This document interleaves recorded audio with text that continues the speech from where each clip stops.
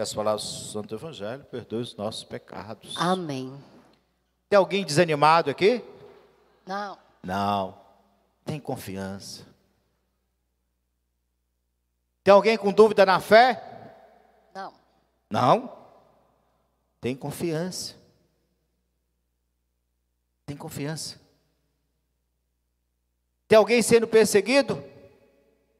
Tem alguém aí sendo perseguido? Se tiver, tem confiança.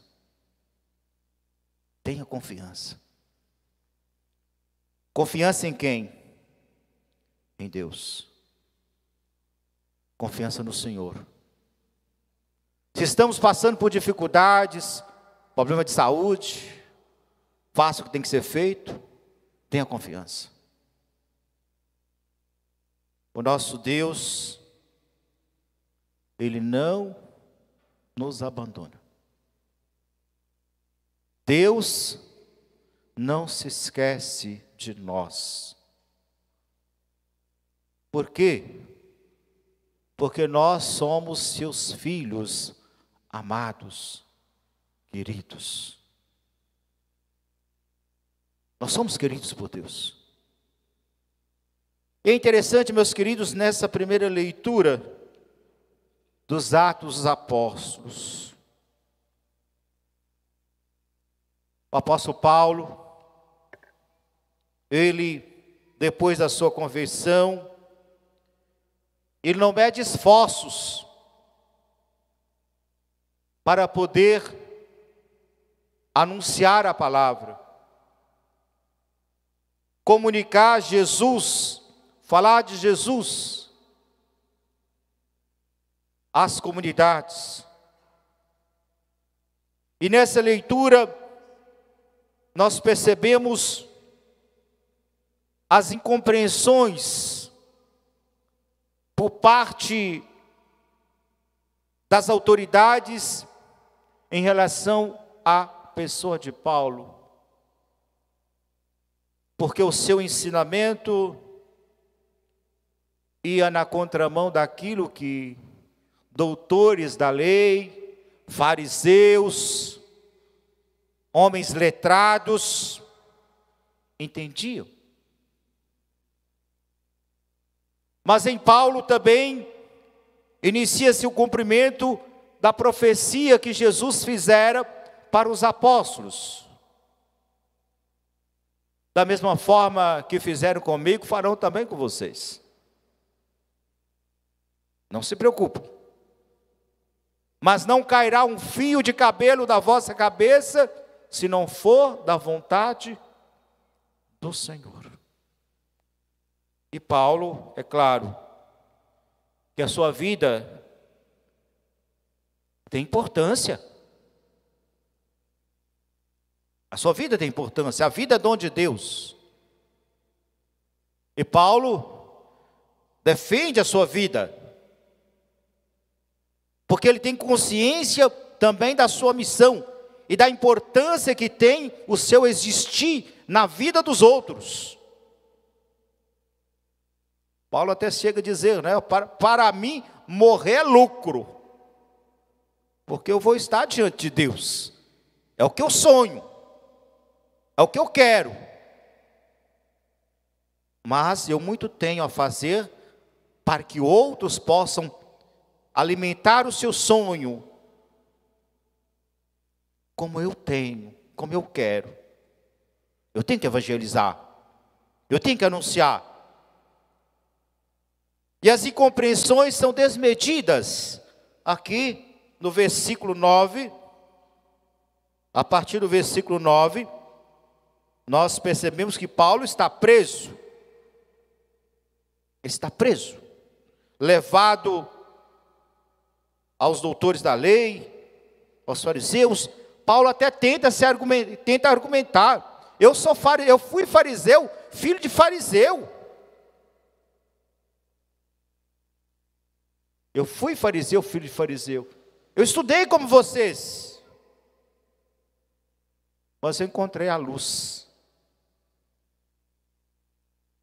Ali também estavam os saduceus. Eu encontrei a luz. E a luz é o Cristo. aquele que foi morto, falou com eles, foram eles que mataram. Aquele que foi morto por vocês, mas ele ressuscitou. E quando Paulo falou da ressurreição, queriam partir para cima dele. Queriam despedaçá-lo, nos diz aqui.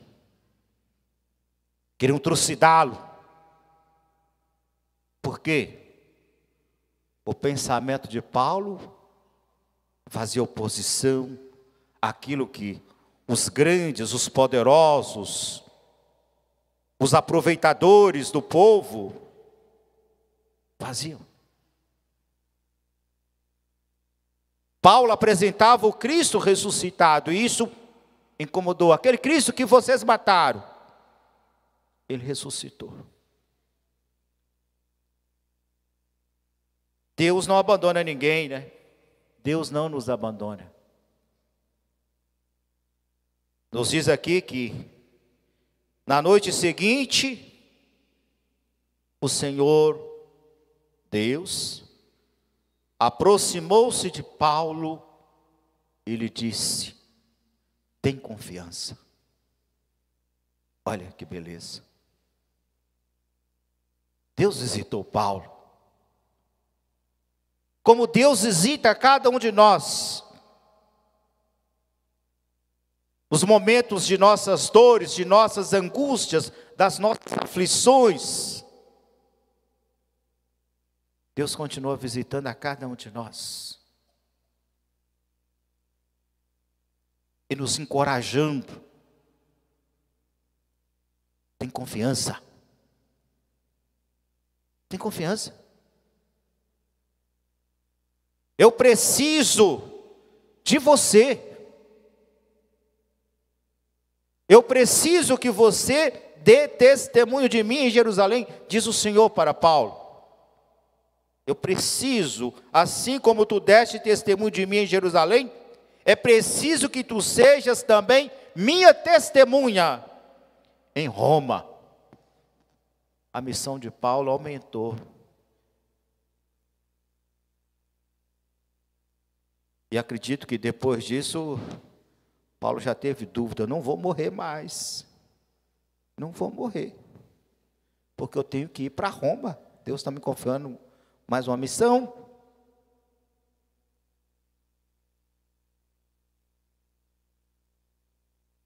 Assim na nossa vida, meus queridos, é preciso a gente ter confiança. Ter confiança. Confiança no Senhor. Confiança em Deus. Esse Deus que tudo transforma. Esse Deus que é vida. E vida em plenitude. Esse Deus que nos anima. Que nos anima. Porque muitas vezes nós estamos desanimados. Nós nos desanimamos com facilidade. Com facilidade. Diante das perseguições, das incompreensões, das más interpretações, dos julgamentos. Muitas vezes a gente desanima. E até se expressa: não tem jeito mesmo, deixa para lá. Não. Tenha confiança. Tenha confiança. Até porque o Espírito Santo age em nós. Não age? Age ou não age? Age. Tenha confiança. E o Evangelho, capítulo 17, do Evangelho de João, nos mostra essa preocupação de Jesus. Já parou para pensar que Jesus se preocupa contigo? Já parou para pensar nisso? Jesus se preocupa com cada um de nós. Jesus se preocupa. Nós somos parte da preocupação amorosa de Jesus. Dizia um padre hoje. Jesus tem uma preocupação amorosa conosco. E se expressa aqui no Evangelho. nessa oração que Jesus faz ao Pai. Pai, Pai Santo, eu não te rogo somente por eles. Quem são eles? Os apóstolos, os convertidos da primeira hora, os cristãos da primeira hora. Pai Santo, eu não te rogo somente por eles, mas também por aqueles que vão crer em mim, pela sua palavra. Aí nós entramos, aí nós estamos juntos, estamos dentro. Não estamos? Estamos dentro. Nós cremos. Nós cremos em Jesus. E como é que essa crença entrou em nós? Como essa fé entrou em nós? Pelos ouvidos. Nós ouvimos. Nós ouvimos. Pai e mãe me falou de Jesus. Aprendi. A minha catequista falou de Jesus. Eu aprendi. A dona Maria sentada lá no seu banco falou de Jesus. Eu aprendi. O outro deu testemunho. Não ia muito à igreja não, mas fazia muita caridade. Não era muita igreja não. Mas não tinha um que não passava na porta da casa dele, que precisasse de alguma coisa, que ele não ajudava. Aprendi com ele. Aprendi com o seu testemunho. A fé vem pelos ouvidos. Mas é claro, eu preciso que alguém pregue. Paulo pregou. Os apóstolos, todos os apóstolos pregaram, aqueles que vieram antes de nós pregaram. E nós somos chamados a darmos continuidade a essa pregação. E é o Espírito Santo de Deus que nos impulsiona, que nos leva a termos essa coragem, a ousadia, né? De sermos catequistas, de estarmos toda quinta-feira aqui. Tem gente que dá mais servir, cozinhando. Eu não vou citar nome aqui, porque senão eu esqueço. Tem hora que quando a gente esquece o nome, depois da missa, falta fuzilar, né? Mas o que você faz, o que os diversos grupos fazem, é o Espírito Santo de Deus. É esse Espírito que nos suscita, que nos dá força. É Ele que sustenta a vida da igreja. E como é bom a gente crer que estamos aqui movidos pela ação do Espírito Santo. Foi Ele que nos impulsionou a sairmos das nossas casas. Daqui a pouco é pela sua ação, pela sua força, que o pão e o vinho serão transubstanciados no corpo e no sangue do Senhor. É pela ação do Espírito Santo. Esse Espírito Santo que envia, que nos oferece os seus 7 dons. E hoje, o dom, o temor de Deus. E como nós precisamos ter temor de Deus? Temor de Deus não é ter medo de Deus. Alguns confundem, eu tenho que ter medo de Deus. Não. Não é ter medo de Deus. É ter respeito a Deus. Ao nome santo do Senhor. Ah, mas eu tenho temor de Deus, eu respeito muito Deus. Mas de nada adianta a gente dizer que tem temor a Deus, que respeita a Deus, se a gente não respeita o outro. Ah, eu tenho temor do Senhor. Mas se for preciso jogar pedra no outro, acabar com o outro, eu jogo. E muitas vezes até jogo em nome de Deus. Que raio de temor de Deus é esse? Esse temor de Deus que não me permite enxergar o outro. Não me permite ajudar o outro. Não me permite ir ao encontro do Senhor.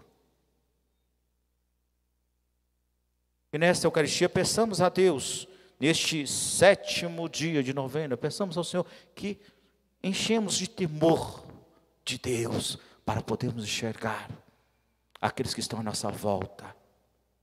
Diferentes. Como é bom a gente ser diferente, não é? Eu sou apaixonado pela diferença. Como é bom a gente ser diferente. Como é bom cada um ter o seu time de coração e torcer. Como é bom a gente ser diferente. Como é bom.